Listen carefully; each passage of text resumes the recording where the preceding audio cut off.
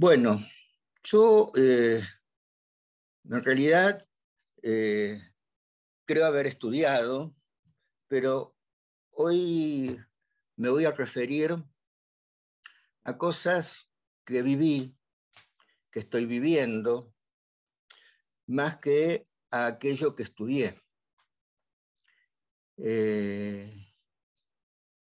Y siento, y quiero transmitirle, que creo que cuando uno vive, y vive en el mundo del arte, tiene que tener propósitos, tiene que tener objetivos, tiene que tener motivos para vivir y trabajar. Y creo que el motivo fundamental es trabajar por una vida colectiva mejor, de todos. Quiero decirles que mientras estoy hablando acá en este momento con ustedes, estoy en mi taller, lugar que elegí especialmente para que se vea, para el conversatorio de hoy, porque habitualmente tengo la computadora en un escritorio en otro lugar donde no se ve el ambiente de trabajo. Mientras estoy aquí hablando con ustedes, simultáneamente y en este mismo lugar estoy trabajando en una obra. Y que cuando voy caminando por la calle, bueno, en este momento no camino tanto por la calle, o cuando estoy en otro lugar, o en todo momento, estoy trabajando en este taller los 7 días de la semana y las 24 horas. O sea, estoy trabajando permanentemente. A ese estado de trabajo permanente, yo personalmente lo llamo estado de creación. Es un estado que responde a una forma de vida, que responde a mis objetivos en la vida y que fundamentalmente están tenidos por una serie de cuestionamientos que es probable que yo no los pueda poner en palabras, porque creo que un artista tiene que tener cuestionamientos, aunque no los pueda poner en palabras. Tiene que tener objetivos, aunque no los pueda poner en palabras. Porque de última, uno se pregunta, ¿qué es ser un artista? Un artista es alguien que pone esos cuestionamientos en formas. Y cuando digo artista, yo me refiero a artista de cualquier disciplina. Yo particularmente desarrollé mi vida en el mundo del arte visual y del arte audiovisual, pero creo que un artista debe atravesar diversas formas, distintas formas de expresión. No sé cómo yo me vería danzando clásico, creo que un poco ridículo, pero en la medida que uno no tenga fronteras, uno está más disponible. Y creo que el artista tiene que estar disponible. El estado de creación, en parte, requiere esa disponibilidad. Yo quiero mostrarles un fragmento de una película, son 5 minutos, que es una película muy particular para mí. Está hecha hace 30 años en una locación muy particular, que es la Facultad de Arquitectura, Diseño y Urbanismo, que en ese momento era Facultad de Arquitectura y Urbanismo. Los diseños todavía no se habían creado. O sí, se estaban creando, ya se estaban creando. Es del año 92, Imagen y Sonido se creó en el 89, pero era una cosa muy incipiente y es en un sector de la facultad que hoy está totalmente transformado, es un lugar donde yo transito hace más de 50 años, y con el correr del tiempo siento que es uno de los fragmentos que hice con mayor libertad a pesar de la complejidad que ese rodaje tuvo. Corresponde a una película que se llama Hasta donde llegan tus ojos.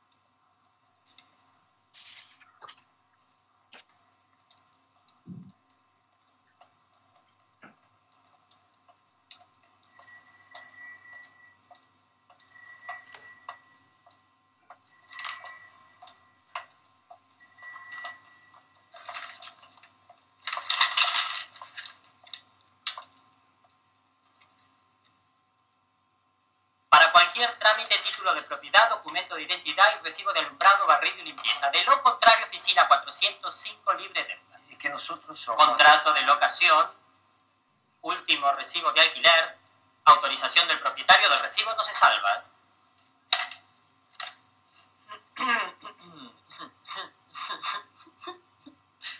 Entiendo.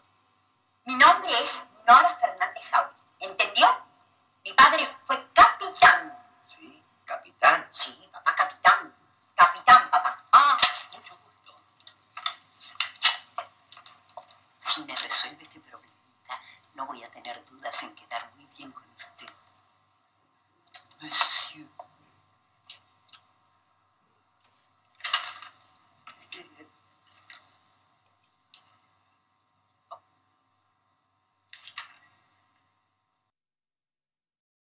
Yo creo que hay que ponerlo en contexto.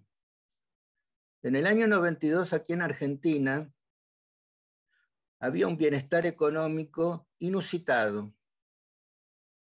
Uno iba por la calle y llovía el dinero y llovían los dólares, y uno podía entrar a un negocio y pagar en pesos o pagar en dólares, y había un bienestar increíble.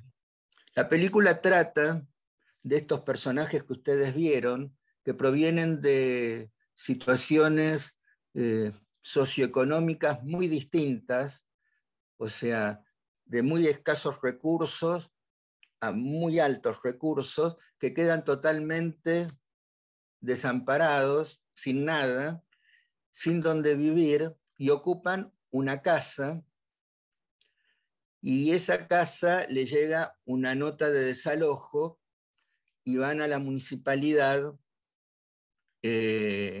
a reclamar para no ser desalojados, y en realidad viven de juntar botellas que venden en el supermercado para comprar alimentos.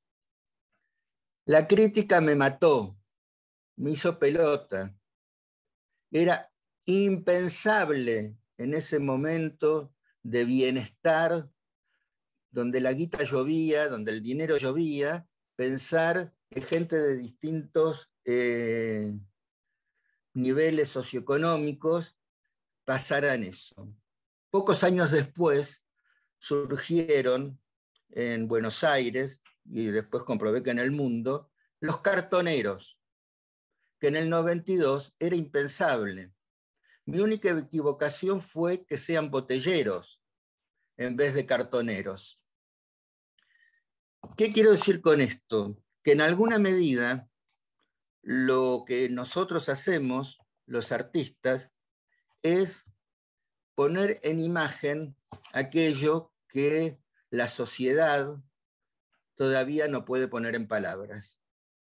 O sea, yo amo esta película, que insisto, fue un fracaso de sala, fue un desastre de crítica, desastre, porque en alguna medida me anticipé a lo que en ese momento era inimaginable, lo hice. Y creo que en alguna medida la función de nuestra función como artistas, porque veo que hay un montón de artistas del mundo audiovisual y del mundo visual, es ese, anticiparse y poner en palabras aquello que todavía hoy no podemos expresar o la sociedad no puede expresar. Este estado de creación, si bien se puede entender como una metodología, no es una metodología, es una forma de vida. Quiero mostrarles en qué estoy abocado ahora.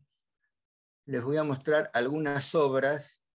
Son, como se diría, obras pandémicas, hechas durante la pandemia. Corresponden a una serie que se llama Todos Igual. Está trabajada con diarios y periódicos de todo el mundo,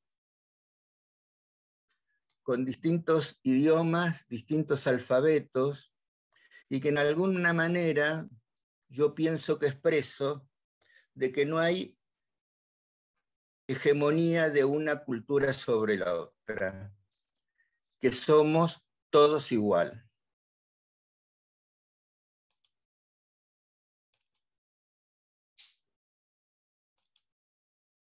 Este estado de creación que nos permite transformar en formas nuestros cuestionamientos, poner en imágenes lo que todavía no podemos poner en palabras, es un estado que los artistas debemos ejercitar permanentemente, así como un deportista entrena, nosotros tenemos que tener un trabajo permanente. Es desde ahí donde yo postulo que hay que trabajar, aunque uno no esté en el taller, uno está trabajando. Obviamente que hay algunos requerimientos para entrar en este estado de creación. Y uno es la libertad. Ser libre. Pero ser libre porque uno decide sobre su propio tiempo. Uno decide qué hacer. O sea, uno se tiene que sentir libre, tiene que ser libre. Libre para usar su tiempo en aquellas causas que uno tiene. No vivir porque se ha nacido, entonces hay que vivir hasta que uno muera. No, no. Vivir porque uno tiene causas y sentirse libre de llevarlas adelante. Y llevarlas adelante, insisto, sin fronteras.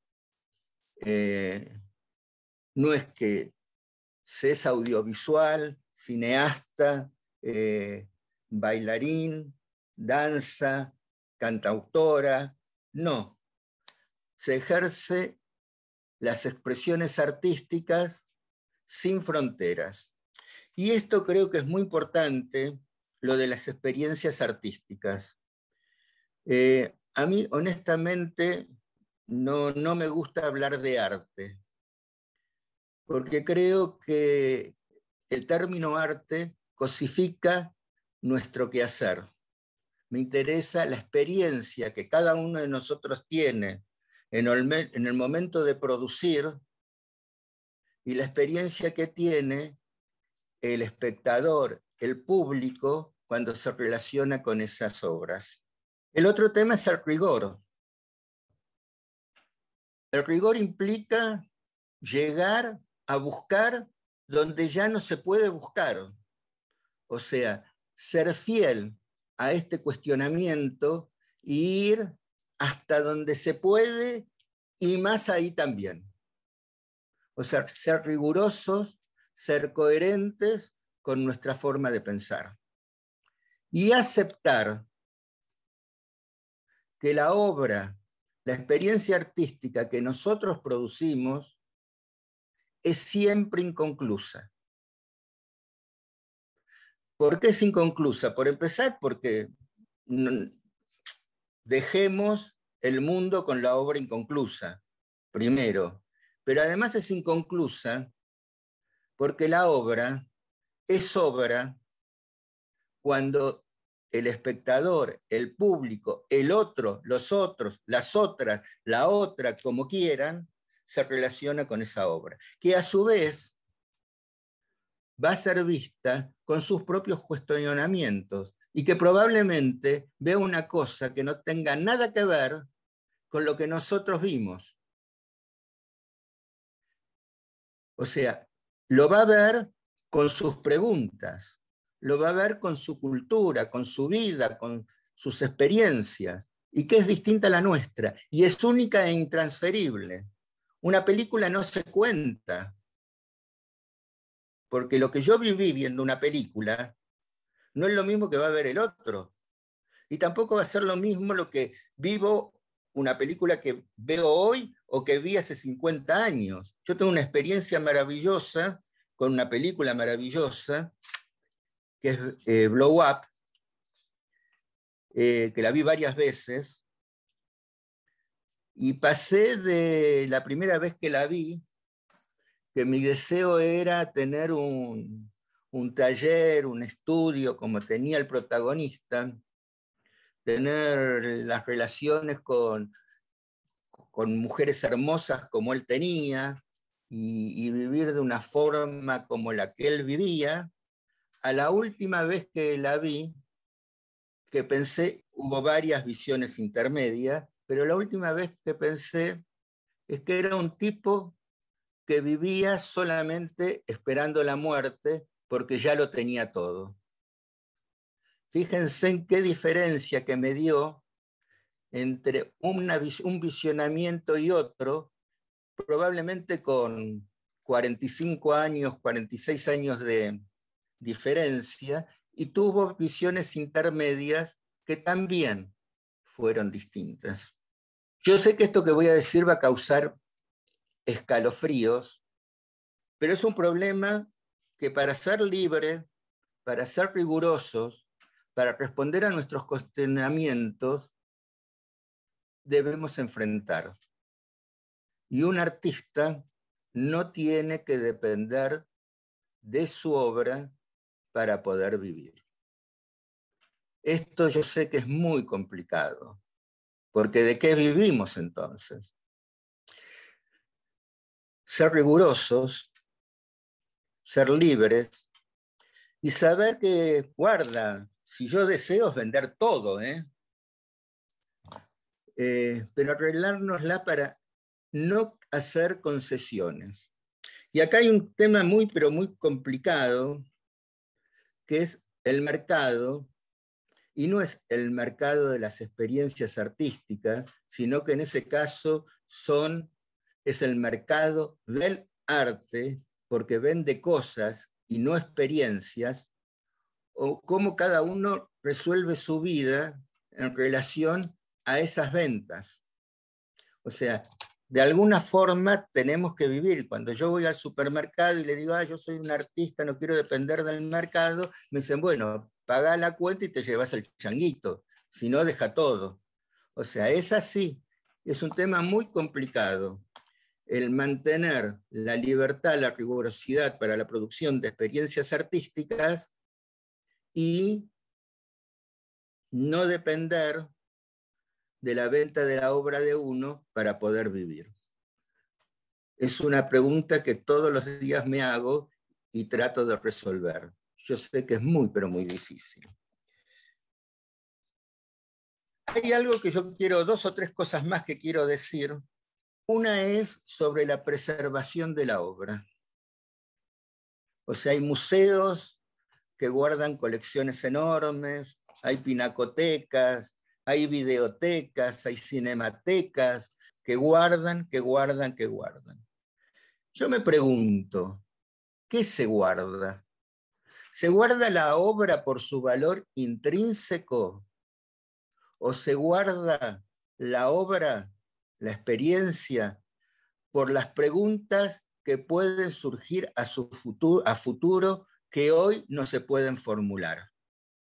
¿Qué es lo importante? ¿El valor intrínseco de la obra o la experiencia que puede producir en generaciones futuras?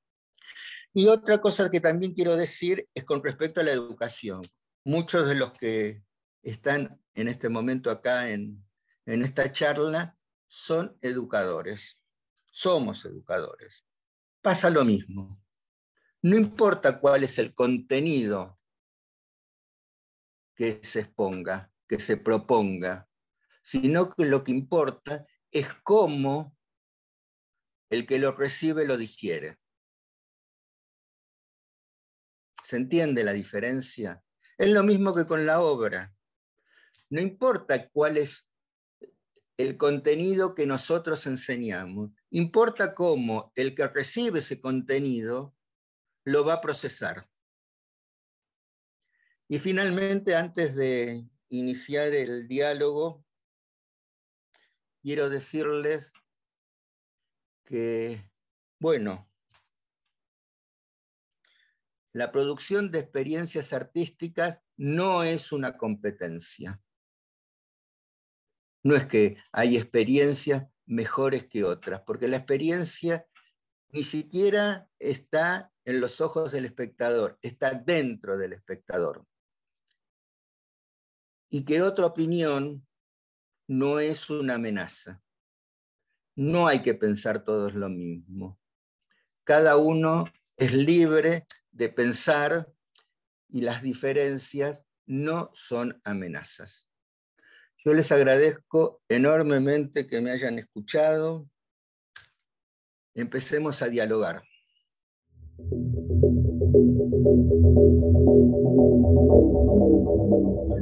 Por un lado, impactante para los FADU ver esa FADU que en realidad ya no existe, que es muy distinta y es como bastante choqueante.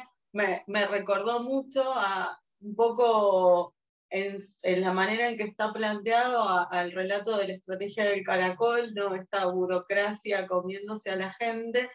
En este momento tengo miedo de que tengas escrita otra película, porque si te pudiste imaginar esto, no quiero pensar lo que se nos viene.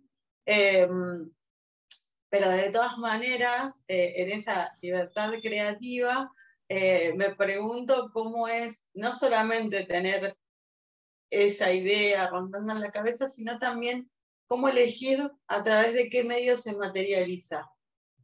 Se generan las imágenes.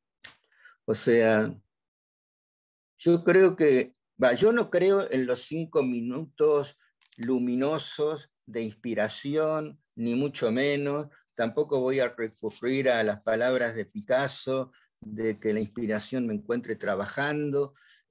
Simplemente, yo tengo una anécdota muy, pero muy chiquita, que para mí es muy significativa.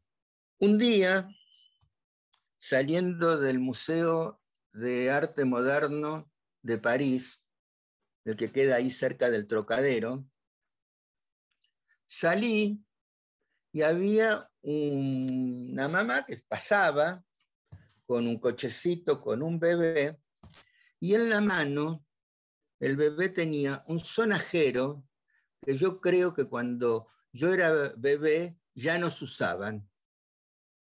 Era un sonajero que era un círculo con agujeritos que lo sostiene un soporte que termina en una manijita. Por ahí debe haber alguno. Y listo. El ver ese sonajero a mí me voló la cabeza. Cuando llegué a Buenos Aires, me fui al 11 a buscarlos. Tuve que pasar por varias casas de cotillón hasta que los encontré en unas bolsas enormes de pequeños juguetes para piñatas. Me compré una bolsa y empecé a mirar todos esos juguetitos, había de todo, y entre el todo que había unos bebitos con los cuales yo trabajé durante años. Ahora, ¿qué me llevó a establecer una relación con esos bebitos? Bueno, honestamente no lo puedo explicar. Así como un día, viendo las distintas tipografías en un kiosco, fue en Nueva York, pensé, yo con esto trabajo.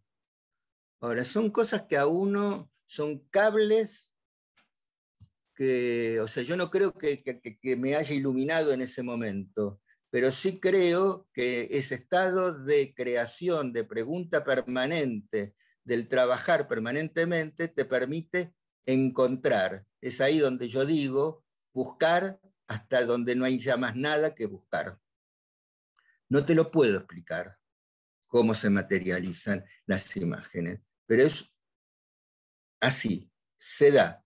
Uno tiene que estar disponible para que se dé, y se da.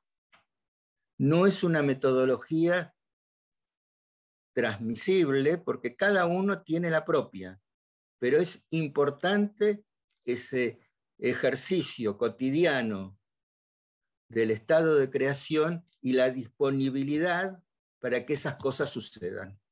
Yo conozco tu obra cinematográfica desde el momento que la hiciste, y tu obra plástica, la verdad que seriamente la conozco de los bebitos para acá, o sea, desde el sonajero para este lado.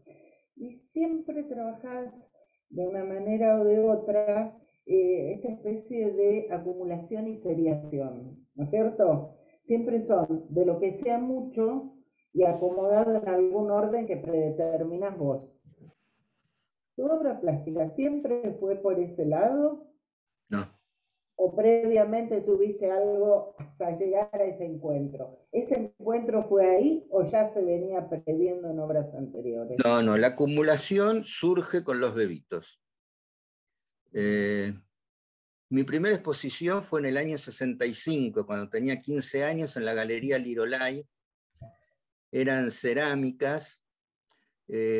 En mi Facebook creo que el Día del Ceramista publiqué algunas que las pueden ver. Era más la obra compositiva. Tuve años que pintaban. Honestamente, pintaba muy mal. Horrible. No tengo obra de aquel entonces porque la rompí toda. pero eran obras que recurrían a los criterios más tradicionales. Para mí Los bebés, descubierto hacia el 2000, fueron realmente un cambio que para mí probablemente tengan que ver más con las multitudes que siempre me dieron pavura, pero creo que tiene que ver con estos cuestionamientos que me hago acerca del vivir mejor, de otorgar una mejor forma de vida, de tener yo una mejor forma de vida, y de alguna medida implicó renunciar o transformar, mejor dicho, mi formación. O sea, yo estudié con algunos artistas cuando era muy chico, con Valle Planas, Noeno Gechowi, pero realmente en mi interior reconozco que toda mi formación se la debo a la Facultad de Arquitectura y Urbanismo, en ese momento, después de venida Facultad de Arquitectura, Diseño y Urbanismo, y creo que ahí, más o menos con el descubrimiento del cotillón, hay como bueno, empezamos de vuelta. Cuando has hablado de Picasso, a mí me vino una frase de Wong Kar-wai que puede tener que ver con esa cuestión de dónde viene la inspiración, el encuentro, la casualidad, el cambio, la decisión, el inconsciente y todo eso. Hay una frase, los dos actores están juntos y Maggie Cheung habla con Tony Leung y uno de los dos dice al otro, ¿cuándo empezó nuestra historia? Y el otro no sabe cómo identificar cuándo exactamente empezó. Y pasa la peli, una hora después, él a quien se había dado, digamos, la pregunta, dice, ahora yo sé. Y la otra o el otro no sé, dice, ¿qué sabes? Yo sé cuándo empezó nuestra historia. Cuando empezó, ya había empezado. Y es más o menos el mismo proceso. Es decir, que las cosas son subterráneas o ya están aquí y se revelan, se puede decir, se revelan o aparecen por una visión, un clic, un encuentro, una casualidad, que no es una casualidad, sino el momento. Y creo, sin querer ofender, que tiene que ver con la edad también. Porque yo doy clases a jóvenes de 20 años en Francia que trabajan mucho con la intuición y con algo inmediato. Es decir, que cuando quieren hacer foto, hacen foto. Quieren cantar, se ponen a cantar. Así mismo cantan mal. Como tú decías que tu pintura no era como buena en esa época. Pero lo hacen porque tienen 20. Y creo que después la vida te obliga a tener responsabilidades, un trabajo, un auto, un apartamento, y te pierdes.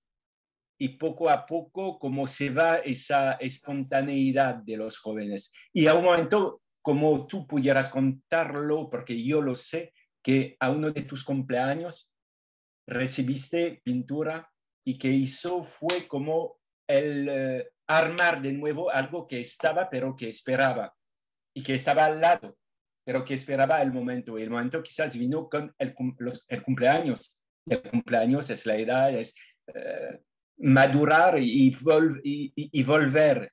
No es ir a, sino volver a algo. ¿Qué te parece, no? Hay algo como que se necesita Bueno, ese tiempo o ese tiempo. Como... Vos sabés que yo estoy convencido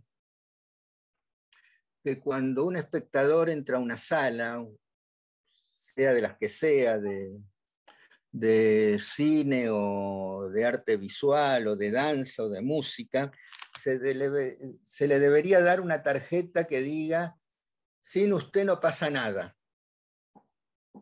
Cuando te escuchaba, en realidad dijiste algo que a mí me disparó un montón de cosas que no tienen nada que ver con lo que vos decías. Sí, tiene que ver con no ofender por la edad. Por empezar, la edad es un bien que recibimos. O sea, tener muchos años es muy bueno, porque significa que hemos sido privilegiados, que estamos siendo privilegiados y que vivimos. Y en realidad se puede llegar a viejo siendo joven. Yo me siento joven y estoy agradecido que todavía puedo pensar en mi producción artística y generar experiencias artísticas. Pero quiero hacer mención a algo que algunos de nosotros escuchamos ayer, que tuvimos una reunión con Pepe Mujica, el expresidente de Uruguay, que tiene 86 años y una lucidez envidiable, y tiene una posición ante la vida realmente sorprendente y ejemplar. Dijo: cuando la muerte me venga a buscar, le voy a proponer la segunda copa. Uno siempre vive. Para mí fue una lección la charla de ayer. Pero bueno, obviamente cuando uno tiene determinada edad está pensando también en la finitud de la vida.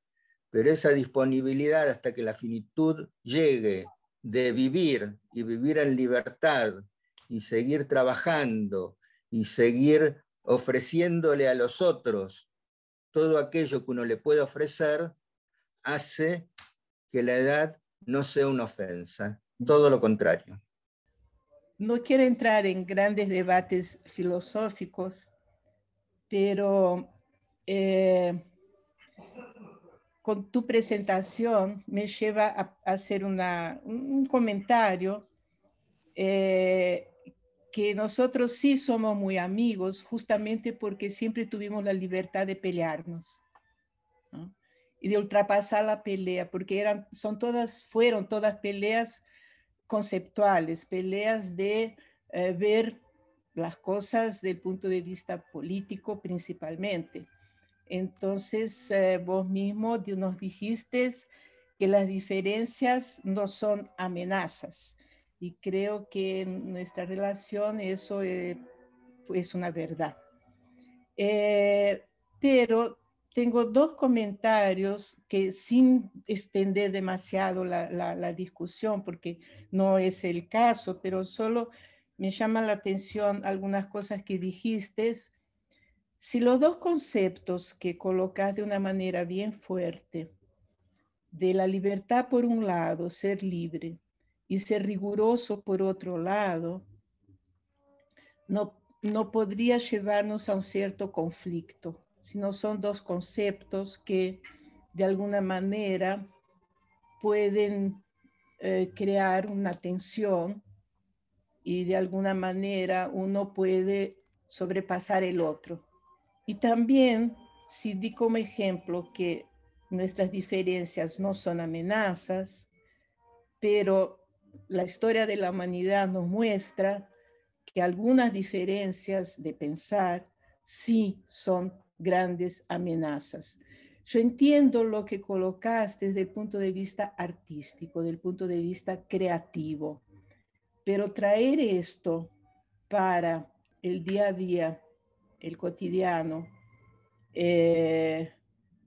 donde tenemos estamos totalmente metidos en las cuestiones políticas, porque todo es político, no porque nuestro presidente es esto, es aquello, porque de una manera general, todo lo que pensamos y todo lo que hacemos tiene una cuestión política.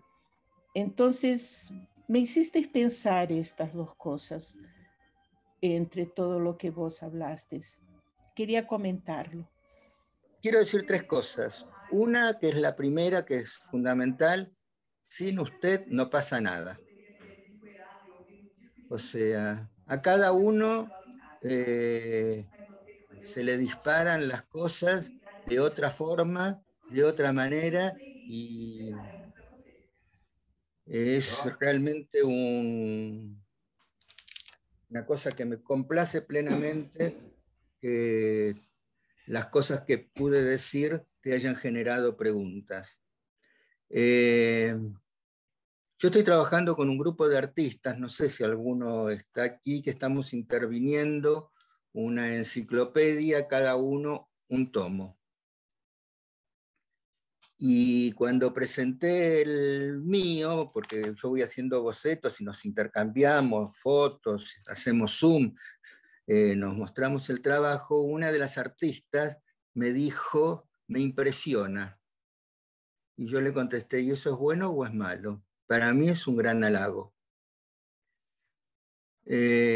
Porque el arte, el mercado del arte nos indica que el arte debe ser bello. Pero yo digo que la experiencia artística debe herir. Saco la palabra herir de Barthes de La Cámara Lúcida. Yo, con respecto a los dos señalamientos que vos me haces, yo creo que la rigurosidad y la libertad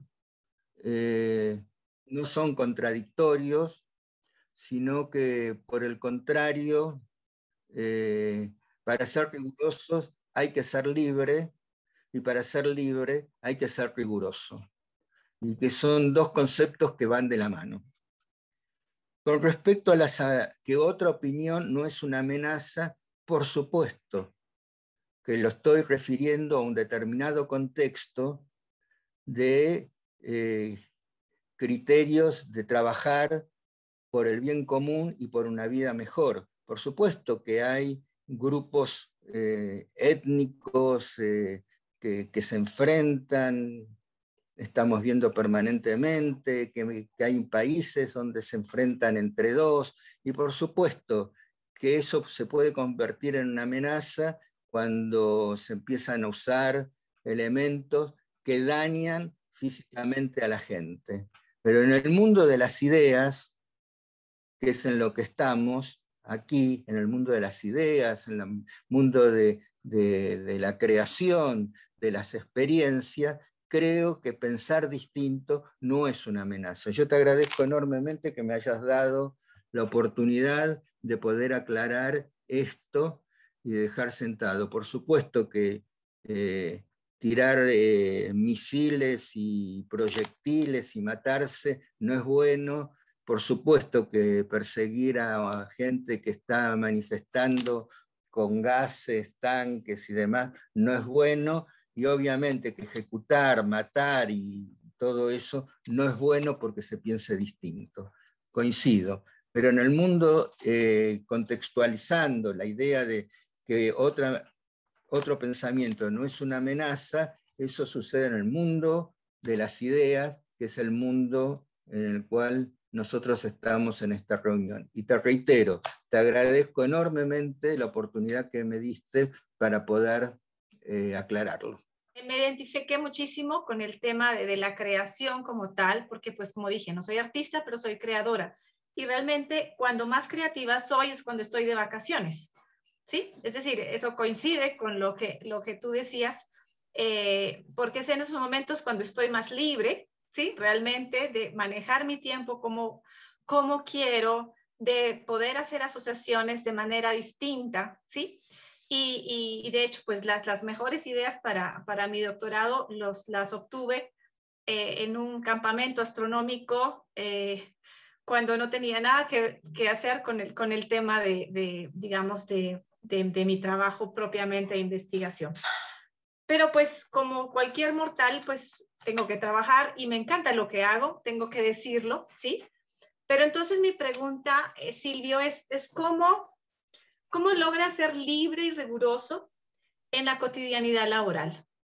Porque, es decir, bueno, yo no sé, o sea, yo disfruto profundamente mi trabajo, claro, yo no soy artista como dije antes y pues mi función es diferente, por supuesto, pero para mí ese es el tema fundamental, o sea, es decir, el disfrute de lo que hago y esas conexiones que comienzan a darse cuando habla uno con alguien, cuando escucha algo, cuando ve algo, ¿sí? Pues aquí no se puede ver ahorita, pero pues aquí todo esto está lleno de papeles, de post-its que pego y que, sí, ideas que vienen o que anoto en diferentes lados. Pero pues sí, quisiera saber tu opinión, ¿sí? Tu recomendación al respecto. Gracias. Yo no lo puedo generalizar. Conozco mucha gente, grandes artistas, grandes productores, que se las ingeniaron para tener la total libertad de no depender de la venta de sus obras. Ya sea porque dan clases, ya sea porque tienen otros trabajos, pero también sé de mucha gente en los dos extremos, que logró ubicar su obra en el mercado y nunca más salió de esa forma de expresión.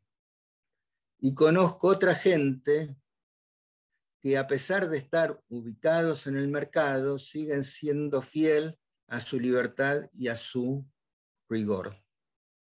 Creo que cada uno lo resuelve de su forma, cada uno hace lo que puede.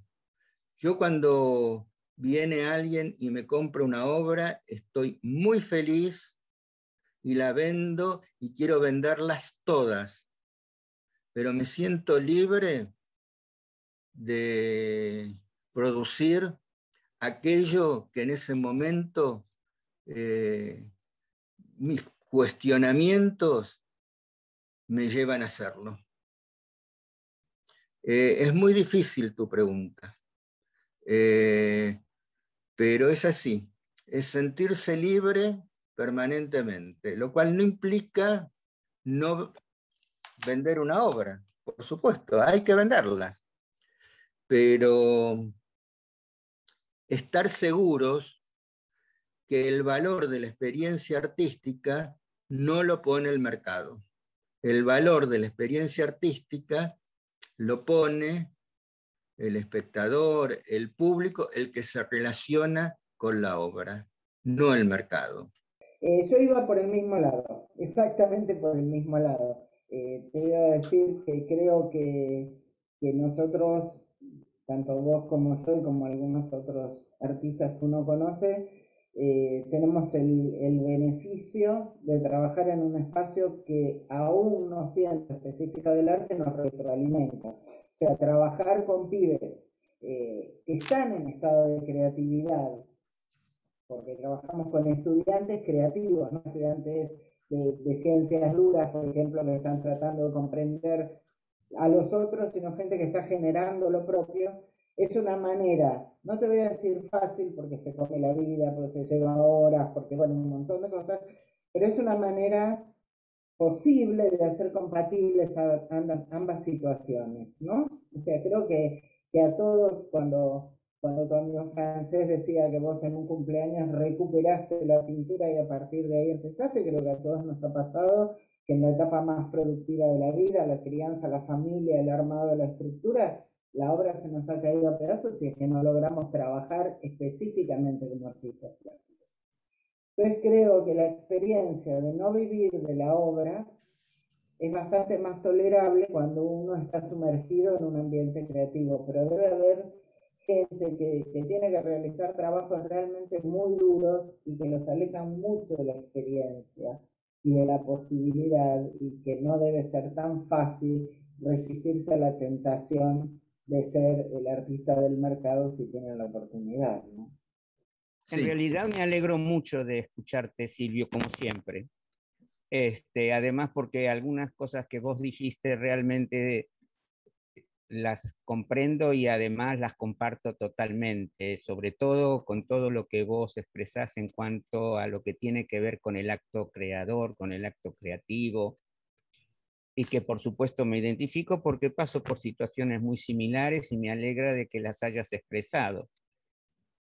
El tema pasa, en mi caso particular, a ser un poco diferente a lo que vos vivís cuando tenés que hacer que tu obra sea gozada por los espectadores.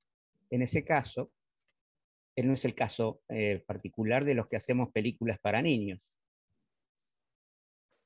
Mi vida prácticamente se tiene que dividir en 3 áreas: en hacer películas, en mi actividad docente, que significa enseñar de alguna manera a abordar la producción de una película infantil, y a luchar por un mercado que facilite la exhibición de películas infantiles para que yo tenga contacto con mis espectadores. O sea, las películas no tienen contacto con los espectadores, entonces el mercado es algo mucho más amplio y muy problemático, desde el momento que es el que facilita o entorpece el último paso para que mi obra sea realmente comprendida, llegada y gozada por los espectadores. Razón por la cual gran parte de mi vida la tengo que pasar luchando para lograr no que mi película sea exhibida solamente, sino que las películas infantiles sean exhibidas en este país. Así que el tema del mercado es mucho más complejo en determinados aspectos, en determinadas expresiones artísticas. El cine, por supuesto, es la más compleja, porque sin ninguna duda las películas tuvieron etapas en la vida argentina, que todo el cine tuvo etapas en la vida argentina difícil. Inclusive hubo grandes momentos de nuestra historia que las películas se exhibían clandestinamente, porque obviamente eran un peligro para los regímenes que nos estaban gobernando. Esa cosa de pasar una película de manera clandestina a veces nos pasa a los que hacemos películas, que tenemos que pasar la obra como si fueran clandestinas. Las tenemos que pasar entre uno a otro, no sabemos cómo responde el espectador o tenemos respuestas muy limitadas. Entonces, a mí me gustaría que tengamos en cuenta el tema del mercado. El mercado no es para todas las expresiones audiovisuales la misma respuesta. Esto me parece fundamentalmente importante porque en este mundo donde prácticamente las expresiones audiovisuales son una palabra autoritaria o autorizada, genera la prohibición que el mercado genera para la expresión de determinadas películas, es un acto dictatorial. Y entonces, en el área audiovisual, nosotros vivimos en un estado dictatorial, pero no solamente en la República Argentina, en todo el mundo. Es decir, me parece que empieza a cambiar el concepto de mercado a partir de la aparición de las plataformas, de los grandes grupos de las plataformas, que también se dan en otras expresiones artísticas. O sea, el mercado es un mercado cautivo. Entonces, me alegra mucho poder saber que de repente hay artistas como vos, y me alegra de verdad que no dependan de la venta de sus obras para seguir creando. Ojalá yo podría estar en tu lugar. Yo necesito que la película se exhiba y que esa exhibición, por supuesto, va a dar una renta económica que no me esclaviza, sino que me permite seguir libre y poder expresar en otras películas lo que yo quiero expresarle a los niños. Entonces, esto está pasando en este momento en muchas áreas.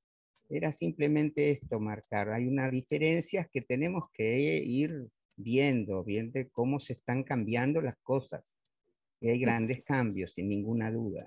Yo creo que tu discurso no hace más que avalar mi propuesta. Por supuesto que no es lo mismo producir una obra que producir una obra cinematográfica, porque tiene unos altísimos costos. Pero vos mismo lo dijiste, el mercado es dictatorial y te impide a vos mostrar tu obra para niños porque prefiere mostrar las películas producidas en los centros de producción internacionales o prefiere pasar otro tipo de películas, y te joden a vos que vos tenés que hacer una enorme inversión para hacer una obra, años probablemente de laburo, y después un señor en su sala prefiere pasar Star Wars o cualquier cosa que supone que le va a dar más rédito. Y vos mismo lo dijiste, el mercado es dictatorial. Vos porque sos fiel a tus ideales, a tus cuestionamientos, e insistís en producir cine para niños, para las infancias. Pero un productor que tiene que invertir, entonces no te da la guita a vos y se la da a otro que produce una obra que entra en el mercado fácilmente.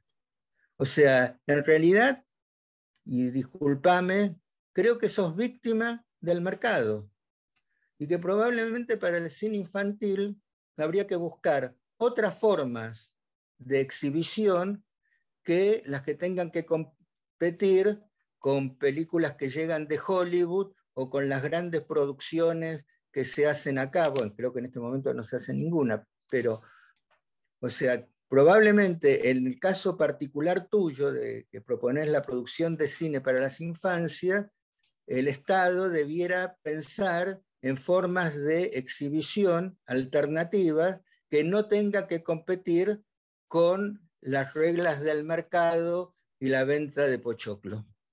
El tema ahí yo creo que, no sé si el error, la dificultad es tratar de meter una obra argentina para niños en una cadena, en una sala que está exhibiendo las películas con las estrellas de Hollywood o las estrellas de Argentina. Probablemente los circuitos de exhibición de las películas infantiles debieran ser otros.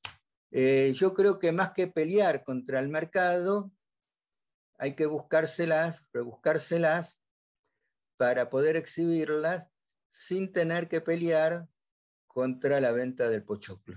Quería hacer una pregunta. Nosotros, digamos que en este escenario que es el escenario también de la revista Actio, tenemos una práctica que queremos hacer, y te la coloco porque tú desde el cine que has hecho, un cine muy innovador y experimental que me parece tan bello, has puesto en jaque la idea de cómo poder expresarnos desde el arte y desde la academia.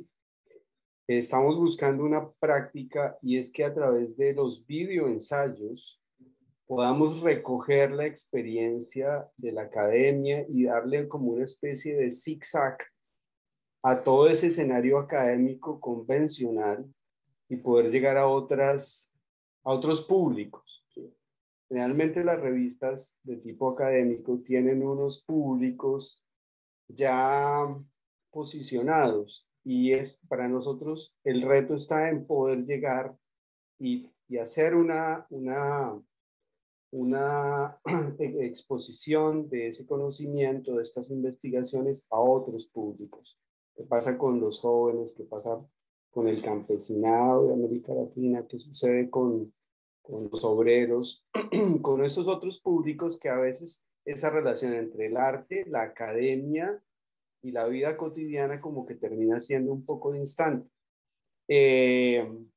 ¿Tú crees que la imagen, movimiento, que el audiovisual, que el cine podría ser una posibilidad para que pudiéramos transformar esos lenguajes? A veces unos lenguajes un poco fuertes, como que de unas élites. Todos sabemos perfectamente que las revistas indexadas y las revistas especializadas en nuestras universidades, en nuestros escenarios académicos, a veces como que nos escribimos a nosotros mismos, cómo poder llegar a otros públicos, y tu propuesta de creación de obra también implicaría esa posibilidad de romper, de fracturar, porque evidentemente tú, ahora que lo mencionabas, y lo decías muy claramente, esos circuitos de exhibición y esos mercados, el mercado es dictatorial. A veces el mercado académico también es dictatorial.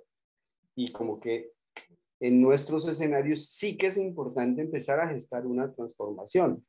Creo que todos sabemos en América Latina que Colombia está atravesando por un momento bastante fuerte, difícil, y creo que esa metástasis lo que está demostrando es que hay una fractura en una sociedad y nuestra sociedad está en crisis. Y esa crisis, de hecho, pues nos ha mostrado que no hay una respuesta clara por parte del establecimiento frente a las peticiones de los jóvenes. Los jóvenes están en la calle hace más de 5 semanas y pareciera que están hablando a un establecimiento sordo y ciego. Entonces, eso me parece que es muy clave, pero quisiera un poco que tú nos ilustraras y cómo ves esta posibilidad de, a través de la imagen, movimiento, de los videoensayos, del cine experimental, poder empezar a encontrar otras formas de comunicación desde nuestros espacios, específicamente desde la revista Acto. Yo no puedo, a tu comentario, no puedo dejar de contarles una anécdota, una situación que yo tuve que vivir año 2004 más o menos, muy fuerte. Yo unos años anteriores en la Facultad de Arquitectura, Diseño y Urbanismo, se creó el doctorado. Yo me inscribí, tuve 2 directores de tesis muy importantes en ese momento. Yo llegué a presentar mi tesis doctoral, que era una película con un paper, como se dice, con toda la justificación de la película, todos los contenidos que se desarrollaban en la película. En ese momento, entre los integrantes de la comisión de doctorado, hubo desavenencias en aceptar o no mi presentación. Hubo quienes estaban por aceptarla y hubo una persona, no la voy a mencionar, se negó a aceptarme la presentación porque decía que una tesis doctoral era un paper y no una película. Yo sé que las cosas cambiaron y que están cambiando, y a mí no me cabe duda de la posibilidad del uso de distintos lenguajes para la presentación de una ponencia académica o doctoral. Pero creo que todo eso va a llevar tiempo. Le tenemos que dar tiempo. Yo te digo, en el 2004, cuando yo llegué creo que era un VHS, con la película y la carpeta, sé de que muchos estuvieron dispuestos a aceptarla, pero una sola persona se negó, motivo por el cual yo me lo tuve que llevar de vuelta a mi casa, y si bien ya a esta altura ya pasó, yo no accedí al doctorado. Y esto no sucedió hace tanto, hace menos de 20 años. Pero creo que hoy las cosas van cambiando, y creo que no solamente la imagen en movimiento, sino cualquier expresión puede hoy integrar una propuesta académica. A mí me parece que es súper importante lo que vos estás diciendo. O sea, para empezar, la academia, en el sentido como más estricto, tradicional y convencional, está teniendo que empezar a entender que hay otras formas de expresar el conocimiento. Obviamente, estas formas de expresión del conocimiento en algunos casos son más nuevas, y sobre todo ligándolo un poco a lo que decía Javier en cuanto al videoensayo. Creo que todavía necesitamos explorar un poquito mejor cómo construir ese conocimiento a través de ese medio, pero al mismo tiempo sí lo considero una forma de comunicación diferente, accesible a otros niveles, porque si no también todo se queda como enquistado en una esfera, ¿no? Como solo para algunos, y la verdad que eso es una pena. Y por otro lado, nosotros no pertenecemos a esas ciencias tan duras que realmente se necesita pruebas estadísticas, qué sé yo, una serie de protocolos. Nosotros podemos trabajar en otros niveles, buscando otro tipo de resultados. Y tal vez el problema es que, y sobre todo es el que vos ciertamente te encontraste, es que quisiste encajar el cuadrado en el círculo, o sea, hay una estructura un poco como la burocracia a la que se enfrentan tus personajes en la peli, preparada para pensar, hacer y sentir de determinada manera. Y vos venías con una propuesta que se estaba saliendo de ese canon, obviamente.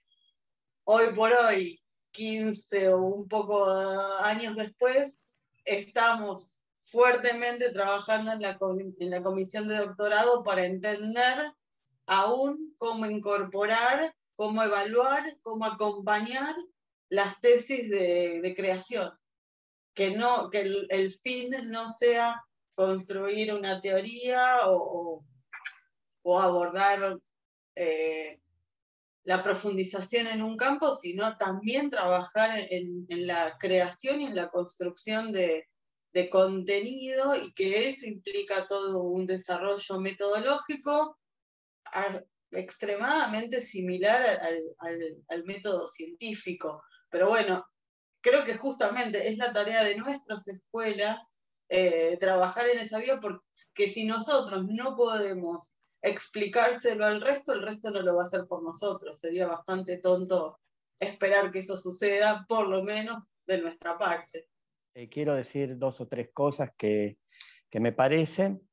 Primero, bueno, es un gran gusto haberte escuchado y haber escuchado a todos ustedes. Y en el planteo que se está haciendo en el de la creación, quiero contextualizarlo en esta pandemia, sobre todo, ¿no? Donde vos estás hablando de la creación como creación en sí, momento de libertad, momento de pensamiento, de estar relajado, y disociarlo con el mantenimiento de uno mismo, ¿no? El ganar la vida cotidiana. Yo soy una persona autónoma en el sentido que yo no vivo de mi obra, por eso pinto lo que yo quiero, pero también pinto temáticas en las cuales me hace ver lo que sucede en general en la calle y en el mundo, ¿no? Y pienso que sí, estoy totalmente de acuerdo, donde se puede disociar, se debe disociar la creatividad del mercado. Pero para esta creatividad, para tener ese tiempo de creación, se necesita tener un techo, una comida y digamos, una estabilidad económica. Voy a esta pandemia porque ahora, con todos estos paradigmas sociales que están cerrando los mercados, están cerrando, me refiero a los negocios, a gente que se queda en la calle, y los cuales yo planteé en un momento, en un trabajo mío, sobre la gente que vive en la calle, que son gente con creatividad y pero no tiene la posibilidad de creación. No tiene el tiempo para pensar porque necesita hacer su cotidianidad. ¿Cómo se refiere esto? O sea, yo te hago una pregunta, ¿cómo esas personas en las cuales hasta hoy estuvieron con unos trabajos fijos en otras cosas y pueden crear libremente, hoy se encuentran en esa disyuntiva en la cual se les termina esa tranquilidad económica?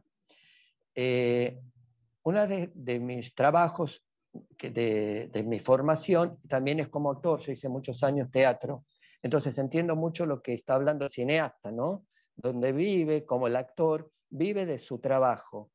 Los artistas visuales, nosotros podemos no vivir de nuestro trabajo, como sí, pero mi pregunta es global, en el donde esta creatividad para la gente que no tiene esos recursos, se puede desarrollar en un punto, porque para poder crear y estar libre, necesitar estar libre de pensamiento cotidiano. Por supuesto que yo creo que la pandemia es una situación absolutamente que nos descoloca a todos.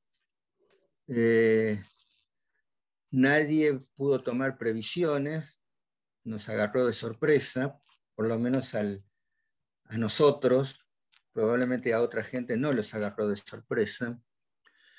Y sí, hay que bancarlo, no es fácil. Yo sé de artistas que tenían laburitos de changas y demás, y que se las vieron muy, pero muy difícil, y se la están viendo muy, pero muy difícil para poder llevar adelante este momento.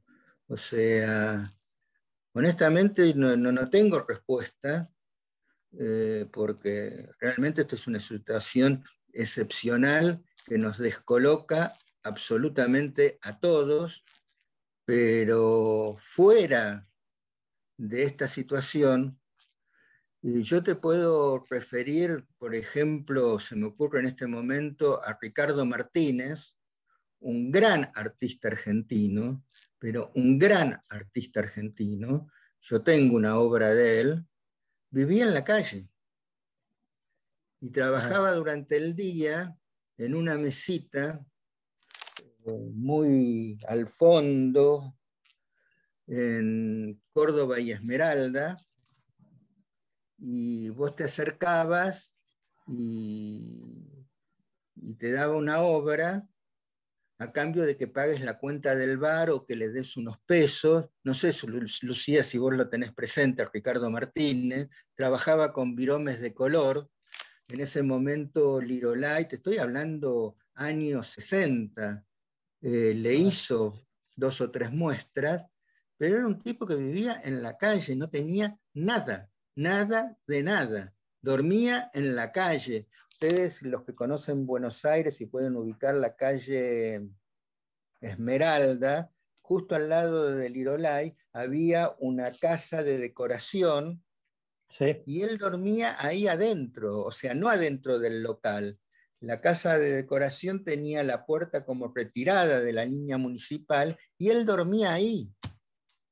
Claro, a eso yo me refería. Eso es una situación crítica y no deseable.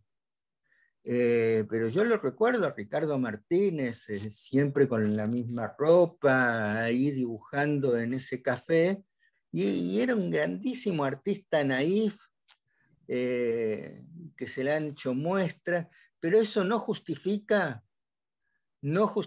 para nada la indigencia en la cual hoy cayeron muchos artistas por culpa de la pandemia y que son víctimas de promesas estatales que desde ya se quedan cortas y no se cumplen. Creo que todos nos enganchamos mucho con un tema que nos complica la vida a todos, en mayor o menor medida, que es el tema económico. Pero creo que a lo largo de esta charla se dijeron cosas muy interesantes y que tenemos mucho más para aprovechar que eso, ¿no? O sea, inevitablemente todos caímos en eso porque ese tema nos complica la vida a todos. Pero creo que hay un par de frases para llevarse, como el estado de creatividad y la definición que diste de eso, como que el artista pone en imágenes lo que la sociedad no puede poner en palabras, y para los artistas de cierta edad que estamos acá fue muy, muy emocionante que hablaras de que la edad tiene algún valor. Así que yo desde mi lugar no quiero que esto cierre con el sabor triste de la pandemia y de la angustia económica que la tenemos todos, no solo los artistas plásticos. Creo que en este momento cualquiera está económicamente angustiado.